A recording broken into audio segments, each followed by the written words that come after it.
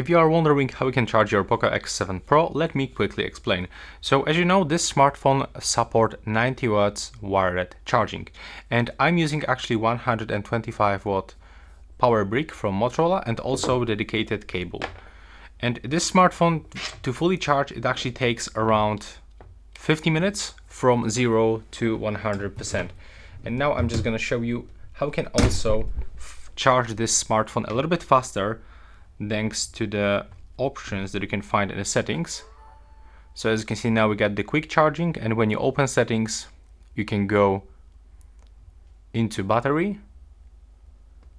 Now go to the charging options and be sure that you enable top speed to actually get the fastest, charging speed of this device.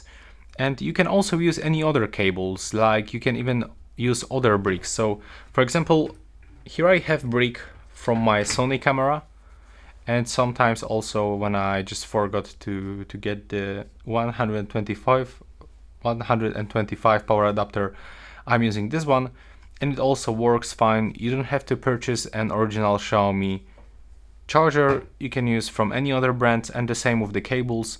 You can also connect this device, for example, straight into your PC, laptop, by just using USB-C and USB-A cable.